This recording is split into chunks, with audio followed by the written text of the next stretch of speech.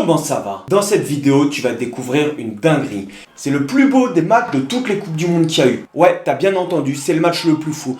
Il va te faire douter de tout sur la tactique, sur la stratégie. Tu vas avoir affaire à des hommes qui ont une force de caractère qui est impressionnante. C'est des hommes exceptionnels qu'il y avait sur le terrain ce jour-là. Parce que pour avoir un match de fou, il faut évidemment avoir 30 joueurs de fou sur le terrain, plus un arbitre qui tient la route. Dans la vie, que tu sois passionné, entraîneur, joueur ou simplement spectateur, il y a forcément des matchs qui t'ont marqué. Il y a des matchs que tu vas les garder en tête toute ta vie. Il y en a d'autres, tu te rappelleras même plus du score, même si ça a été des beaux matchs, même si tu as gagné des titres. Mais il y a des matchs, tu t'en rappelleras toute ta vie. Celui-là, c'est un match, je m'en rappellerai toute ma vie. Beaucoup vont s'en rappeler toute leur vie. Et moi, je vais vous le faire revivre pour ceux qui l'ont déjà vu ou vous le faire découvrir par les autres. Celui-là, ça fait partie des matchs les plus haletants et imprévisibles que j'ai eu l'occasion et la chance de pouvoir voir. Et c'est un match de phase de poule. Vous allez me dire, t'es sérieux, un match de phase de poule? Bah ouais, un match de phase de poule. Et c'est juste extraordinaire ce que les équipes ont produit sur ce match. Avant de commencer, tu vas mettre un petit pouce bleu, tu vas t'abonner et mettre la petite cloche, c'est super important pour le développement de la chaîne. Le contexte. On est en 2007 et la Coupe du Monde de rugby va se jouer en France. On est chaud bouillant. On a gagné le tournoi Destination 2006, l'édition 2007. On a la Coupe du Monde en France en 2007. Et on est entraîné par un certain Bernard Laporte qui a pour capitaine Raphaël Ibanez. Et ouais, c'est des têtes qu'on a l'habitude de voir dans le paysage français.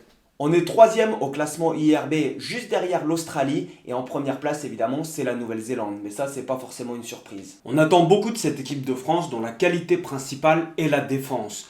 On n'est pas les plus forts balle en main, par contre on est très très fort pour aller oppresser l'adversaire chez eux. Et c'est comme ça qu'on gagne des matchs et qu'on est efficace. On joue l'Argentine sur l'ouverture de la Coupe du Monde au Parc des Princes et putain, on se fait doucher par l'Argentine sur l'ouverture de notre propre Coupe du Monde. On terminera quand même 3e en perdant contre l'Argentine encore. Le match dont je vous parle, il va pas se dérouler dans notre poule. Il va se dérouler dans la poule du Canada, du Japon, des Pays de Galles, des Fidji et de l'Australie. Et évidemment, on a l'Australie qui domine les débats et donc ça va se jouer entre les Fidji et les Gallois. Où en sont les Gallois ?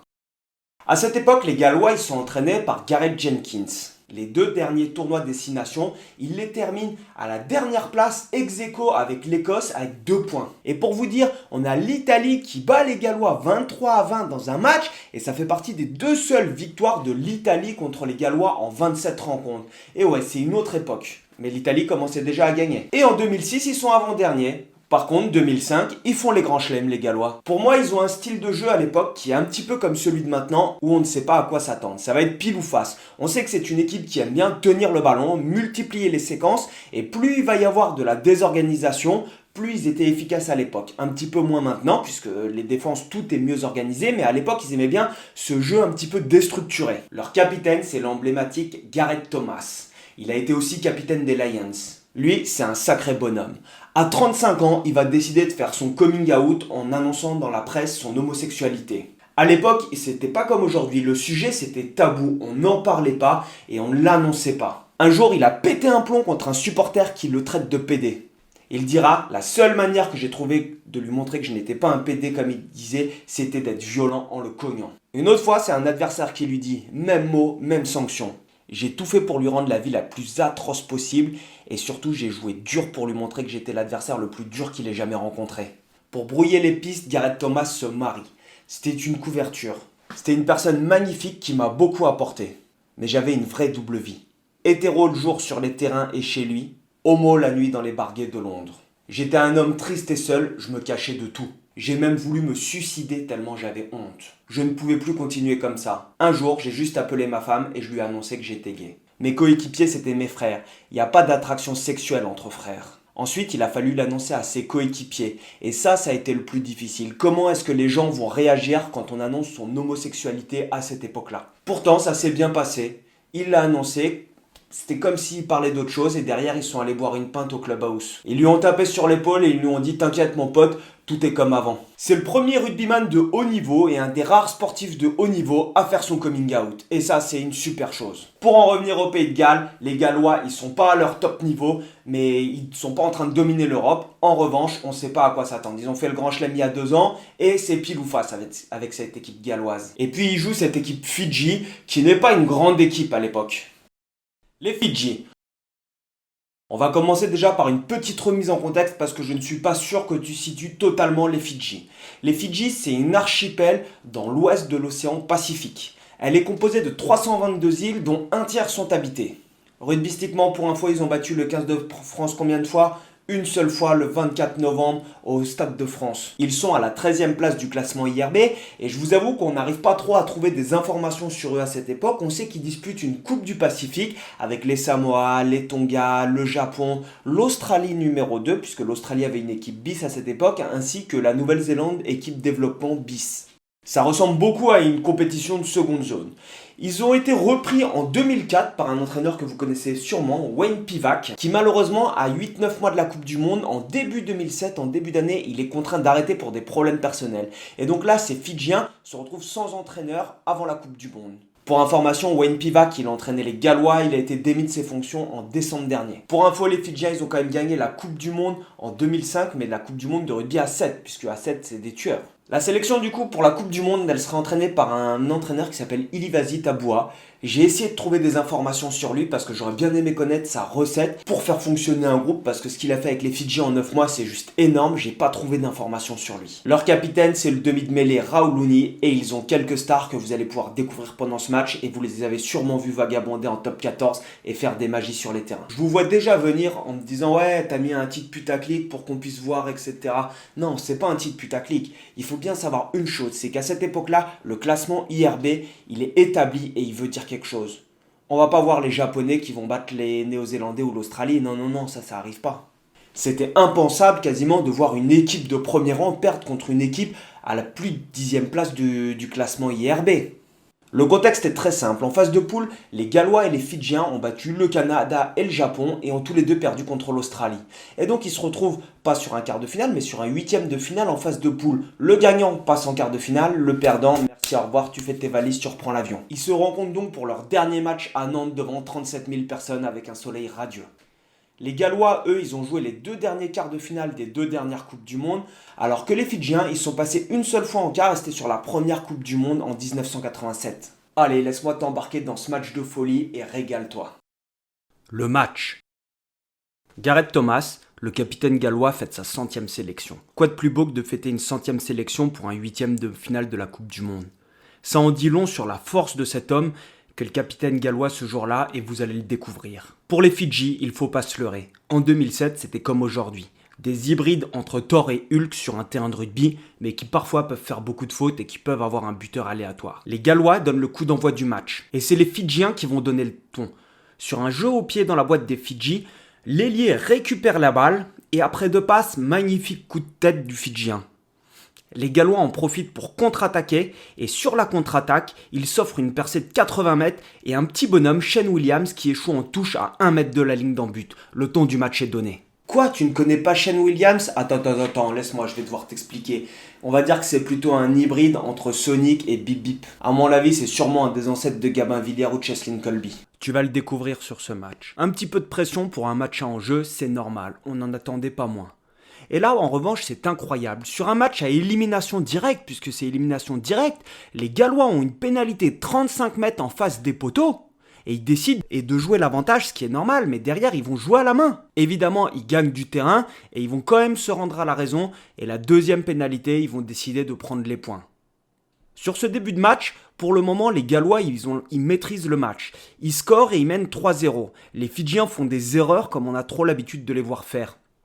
Ils sont pas disciplinés, ils font des plaquages hauts, des fautes dans les rucks, mais en revanche, ils mettent beaucoup d'engagement.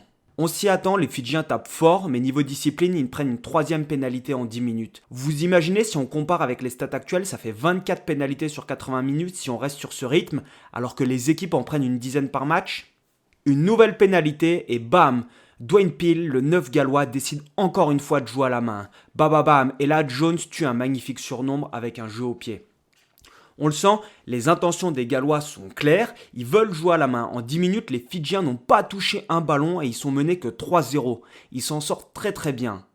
À mon avis, la stratégie galloise était sûrement de jouer à la main pour pouvoir fatiguer les Fidjiens et derrière, ils savaient que les Fidjiens allaient réussir à faire des fautes.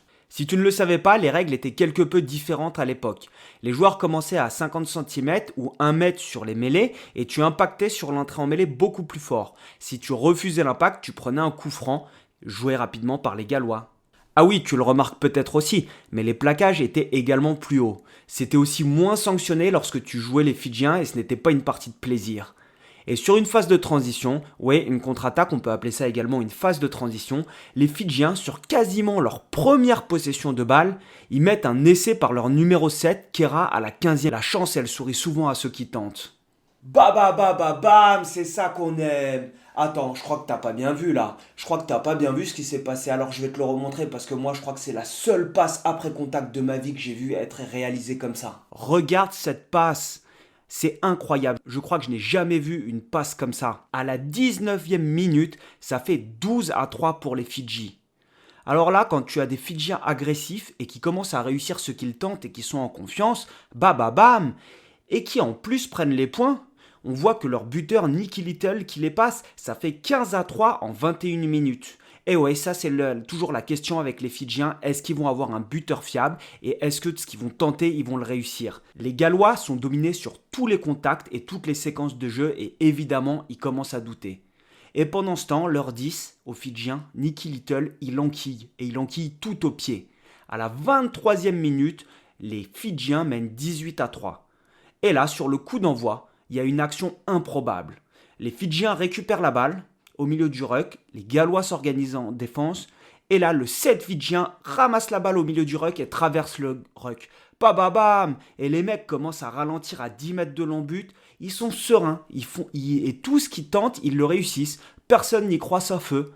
Et ça passe comme quand tu fais une opposition première réserve le vendredi soir. Nouvel essai du deuxième ligne. Et Nicky Little, il soigne ses stats.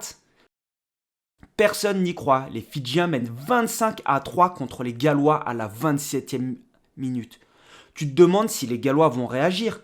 Évidemment, mais là c'est improbable ce qui se passe. C'est-à-dire que les Fidjiens, ils sont en train de dominer. Alors oui, les Gallois récupèrent le ballon sur coup d'envoi. Ils vont attaquer, ils multiplient les séquences, mais ils sont dominés sur les contacts. Et c'est toujours dur, à l'époque c'était déjà dur et ça l'est de plus en plus quand tu es sur une défense qui gagne les collisions, c'est difficile. Et les Gallois, ils n'arrivent pas à gagner du terrain.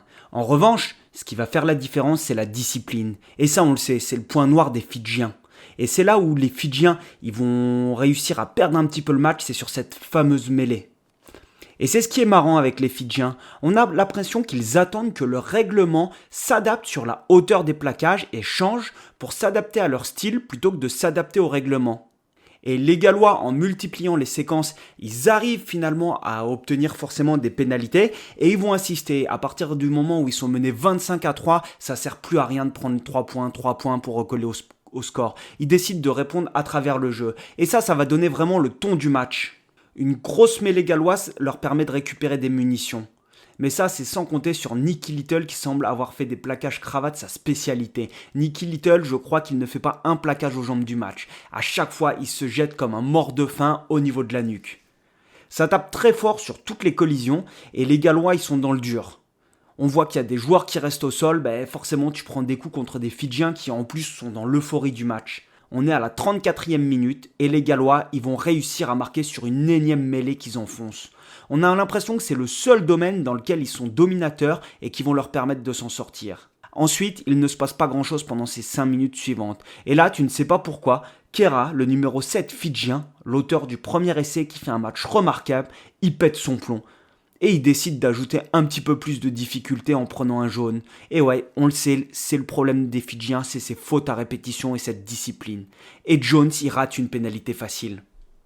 25-10 à la pause pour les Fidji. Alors tu te régales mon Lolo? Non, je crois pas. Là c'est juste le début. Tu viens de prendre l'apéro et là on va passer à table maintenant sur la deuxième mi-temps. Mais avant de passer à la deuxième mi-temps, c'est pas bien. T'es pas abonné, t'as pas appuyé sur j'aime et tu as pas mis la petite cloche. C'est très important que tu likes pour que je développe la chaîne. Vous êtes prêts pour ce qui suit? Accrochez-vous. Sur le coup d'envoi de la deuxième mi-temps, les Fidji le donnent et les Gallois vont en touche.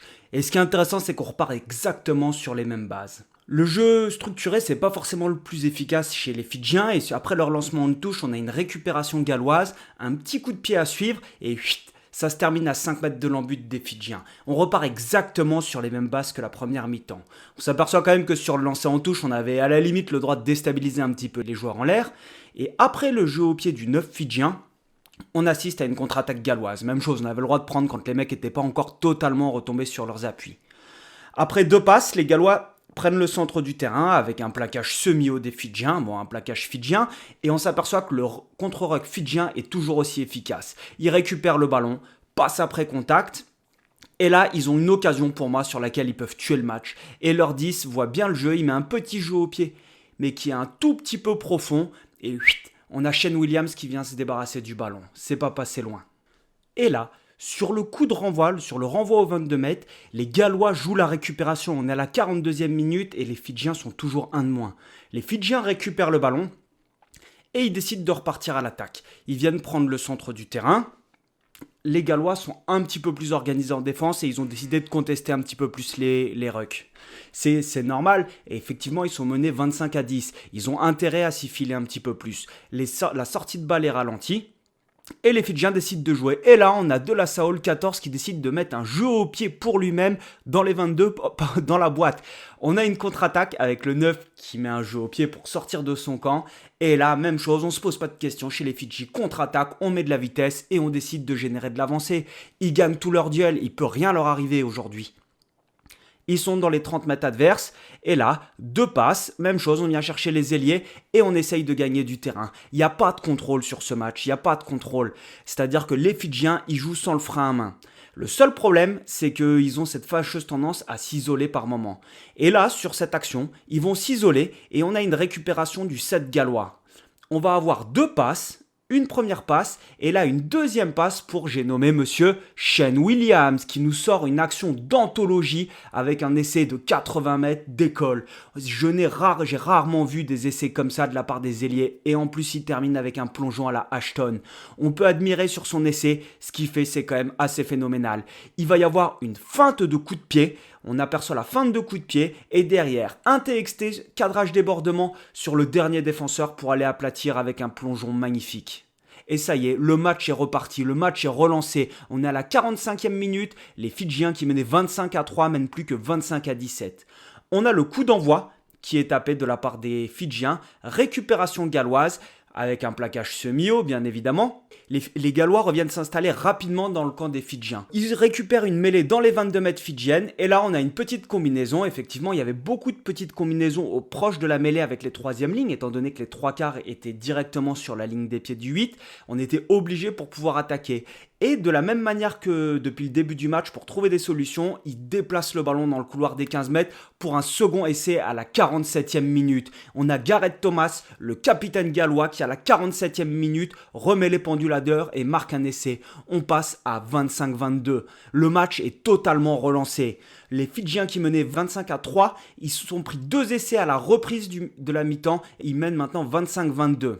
Le match se continue et là forcément il y a monsieur Shane Williams qui allume des mèches de partout. On est à la 49e minute et il a les jambes en feu. Et c'est un petit bonhomme, vraiment format de poche mais il est insaisissable. Je ne sais pas si vous voyez sur ce genre d'action, il est capable d'effacer les défenseurs et de rebondir partout quand il est au contact. C'est juste incroyable ce qui se passe dans ce match, le scénario est improbable. On a une touche galloise avec un magnifique cadrage débordement, ça rappelle un petit peu la touche des Néo-Zélandais contre les Français en finale de la Coupe du Monde. Et voilà les Gallois qui sont de nouveau dans les 22 mètres et qui sont en position de marquer un essai. Et hop, on va avoir un autre essai gallois. C'est-à-dire qu'en 10 minutes, les Gallois ont été capables de mettre 3 essais aux Fidjiens. Ils étaient menés 25-3 et maintenant ils mènent 29-25. Énorme! C'est énorme ce qui se passe. Heureusement pour les Fidjiens, leur buteur est en forme et il rajoute 3 points, il réduit le score. On est à la 58e minute et les Fidjiens, là, le match, il n'y a plus de contrôle. C'est-à-dire que toutes les actions sont jouées à fond et on a du coup ces Fidjiens qui enchaînent les passes après contact avec, on va se la repasser celle-là, on a un magnifique plaquage haut. Et effectivement, c'était beaucoup moins sifflé à l'époque. Et les Fidjiens, ils continuent de jouer avec toutes ces passes après contact. On assiste à un match, on n'a pas l'habitude, quand on voit l'équipe de France jouer, de produire ça. Et leur buteur, toujours aussi efficace aux Fidjiens, leur permet de repasser devant 31-29 à la 60e minute. C'est exceptionnel ce qui se passe. C'est une course-poursuite et on sent qu'il y a du chaos dans l'air. On sait qu'il y a une des équipes qui peut lâcher un moment, mais on ne sait pas à quel moment. Les Gallois se font prendre sur une mêlée et ils prennent une pénalité. Et la même chose, les Fidjiens décident de jouer vite. Ils peuvent aller dans le camp adverse, ils sont sur les 50 mètres et non, ils décident de jouer vite. À partir du moment où ils décident de jouer vite, ils répondent aux Gallois qui voulaient envoyer du jeu par du jeu et ça c'est juste extraordinaire. Et on a toujours ces passes après contact, ces actions qui s'enchaînent. Les Fidjiens reviennent dans les 22 mètres gallois et malheureusement pour les Fidjiens ça va se terminer par un en avant. Tous les ballons sont joués à la main, on ne sait plus où donner de la tête. Les Gallois sont toujours aussi efficaces sur leurs touches avec ces lancements de jeu qui sont préparés. On le voit sur ce lancement de jeu où ils sont capables d'aller chercher le centre du terrain assez rapidement. Et oui, ça se faisait déjà à l'époque en fait de préparer les lancements et c'était même souvent planifié sur 3 ou 4 temps de jeu contrairement à maintenant. Et sur le retour, on a le 9 qui va venir redoubler pour revenir chercher ce couloir des 15 mètres. Et effectivement, les principes du rugby à l'époque sont toujours les mêmes qu'aujourd'hui, sauf qu'aujourd'hui tout va plus vite. On s'aperçoit que même côté fidjien, il commence à y avoir de la casse. Les corps commencent à être marqués. À la 70e minute, sur une énième action fidjienne, avec une triple sautée de leur ouvreur Nicky Little, ils arrivent à venir chercher le couloir des 5 mètres. Et là, ça plonge pour marquer un essai. Et magnifique, les Fidjiens à la 70e minute marquent un essai. Ça veut dire qu'on va passer à appel à la vidéo. L'arbitre fait appel à la vidéo puisque le joueur a plongé, et il y avait déjà la vidéo à cette époque-là. Le 12 Fidjien plonge, mais au moment où il plonge, il se fait rattraper par Gareth Thomas qui réussit à le propulser en touche. À la 71e minute, on a Gareth Thomas qui sauve le pays de Galles.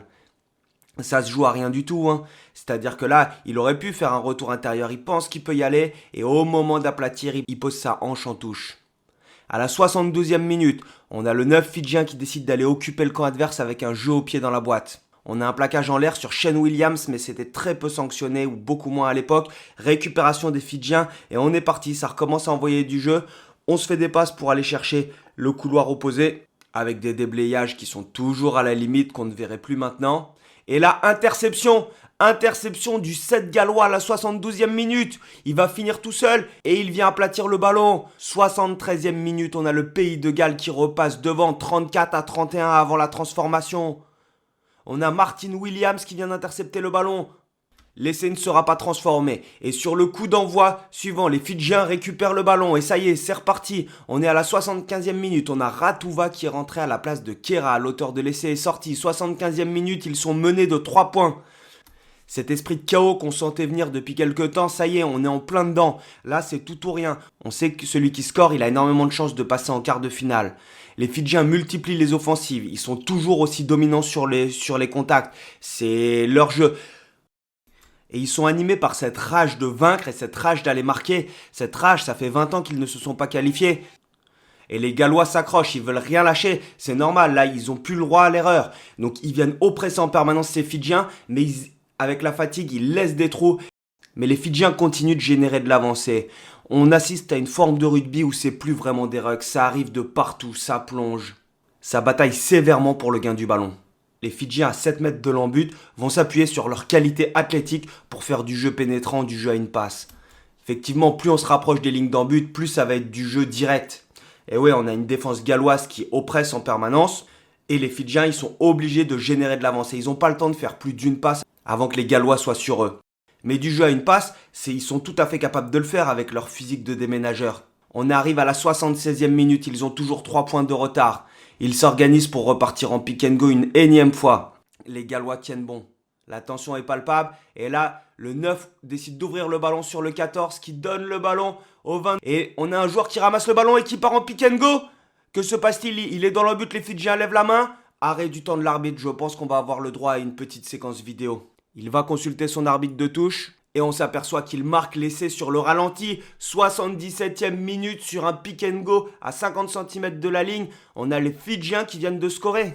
L'essai sera transformé. Les Gallois récupèrent la balle sur le coup d'envoi. Et même chose que depuis le début du match, ils décident d'aller chercher le couloir des 5 mètres là où ils sont forts. On rentre dans la dernière minute du match. Et les Fidjiens récupèrent le ballon sur un contest. À 1 minute de la fin et ils décident de le jouer à la main. On a des Fidjiens qui sont prêts à se qualifier en quart de finale et qui font des passes après contact et jouent des ballons à la main à 1 minute de la fin. À mon avis, c'est simplement qu'ils n'en avaient pas conscience que c'était à 1 minute de la fin et qu'avec l'euphorie, ils ont commencé à vouloir envoyer du jeu. Et là, on voit qu'ils commencent à resserrer. On est à 40 secondes de la fin. Effectivement, ils sont tous là et le 9 leur dit « Ok, on se calme, on part en pick and go. Tranquille, on part en pick and go. On a 30 secondes à tenir. 30 secondes pour créer l'exploit et battre les Gallois. » Et là, autant vous dire que quand les Fidjiens commencent à proposer un jeu comme ça peut devenir très embêtant pour les équipes d'en face et très difficile de réussir à récupérer la balle. Après, on s'aperçoit quand même que ça plonge de partout. Le ballon est disponible, il reste plus que 5 secondes. On sait que là, c'est la fin. Ça va être la victoire des Fidjiens contre le Pays de Galles. Quand on regarde ce match, moi j'ai une impression d'irréel. J'ai pas l'impression qu'on est en compétition pour passer en quart de finale de la Coupe du Monde. Ça envoie du jeu de partout et c'est vraiment cette impression d'irréel qui domine où on voit des joueurs qui sont spectaculaires, qui réalisent des gestes spectaculaires et un scénario improbable. Ça fait penser à un match d'exhibition. Nous, à l'époque, oui, on a gagné les 2 tournois à destination, mais on le gagne parce qu'on défend ultra bien. On ne le gagne pas parce qu'on s'est attaqué, on ne sait pas utiliser le ballon. Par contre, on sait aller chez l'adversaire et on sait plaquer fort, récupérer des pénalités. Et donc nous, on voit un spectacle comme ça en France, on se dit « Waouh ! Waouh, c'est pas le même sport. » Vous pensez que c'est fini? Que les Fidjiens ils vont prendre la balle, faire des petits tas et taper en touche? Non, non, non, c'est pas fini. Vous avez pas compris à qui vous aviez affaire. Les 30 bonhommes qui sont sur le terrain, ils ont décidé de montrer à la planète ovale comment est-ce qu'on allait jouer au rugby. Ils repartent en pick and go une énième fois. Le temps réglementaire est terminé. Pourquoi font-ils ça? Et là, même chose, pourquoi ils sortent pas la balle en touche? Ils décident de repartir en pick and go. Et là, il y a un contest des Gallois. Et les Gallois récupèrent un avantage, attention. Pénalité rapidement jouée par le 9 gallois, attention. C'est incroyable, les Fidjiens viennent de perdre le ballon dans le temps additionnel alors qu'ils étaient qualifiés. Un Fidjien reste au sol, le 10 Nicky Little, on voit qu'il a été marqué par ce match et ce rude combat. Il va finir par céder sa place et sortira sur civière. Les Gallois décident de prendre la mêlée, secteur dans lequel ils sont relativement dominateurs depuis le début, et partent sur une camionneur avec départ 8 qui donne au 9. Ils réussissent à générer de l'avancée. Ils décident encore une fois de déplacer le ballon pour aller chercher ses extérieurs. On a Martin Williams le 7 qui se fait coffrer dans le couloir des 5 mètres et les Fidjiens là essayent de rester disciplinés. Ils n'ont pas le droit de se mettre à la faute et ils envoient un contre-ruck, un gros contre-ruck. Et ça sera la fin du match. Sur un gros contre-ruck, ils récupèrent la possession. Ils se qualifient en quart de finale de la Coupe du Monde pour la seconde fois de leur histoire. Et c'est comme ça que les Fidjiens se qualifient. Ils vont jouer en quart de finale l'Afrique du Sud à Marseille 5 ou 6 jours plus tard et ils vont se faire sécher par un petit sévère 38-20. À mes yeux, c'est le plus beau match de l'histoire de la Coupe du Monde et pour beaucoup aussi de journalistes qui à l'époque l'ont souligné et qui le soulignent toujours. On a vu un rugby magnifique avec un scénario improbable, des joueurs de classe mondiale et un résultat entre les intentions, le scénario et les joueurs, c'est le plus beau match des Coupes du Monde, le plus beau de tous les matchs des Coupes du Monde. Il y a eu des matchs avec énormément de points, mais un match avec un scénario comme ça n'est jamais arrivé. La question, effectivement, il y a une petite question, parce que les Fidjiens, là, ils ont été repris par un entraîneur que tout le monde connaît bien, qui était dans le top 14, qui s'appelle Vern Cotter. Est-ce que vous pensez que les Fidjiens peuvent faire quelque chose pour la Coupe du Monde? J'ai bien envie de faire une petite vidéo là-dessus et d'essayer de me focaliser sur ce sujet, mais je pense qu'il peut être très intéressant à traiter parce que ces joueurs sont juste phénoménaux. J'ai plein de projets qui arrivent, je suis encore un petit peu en rodage sur la chaîne, alors il faut absolument me soutenir, il faut que tu partages, que tu likes, que tu t'abonnes et que tu te mettes la petite cloche, et on se revoit très vite. Allez, topette!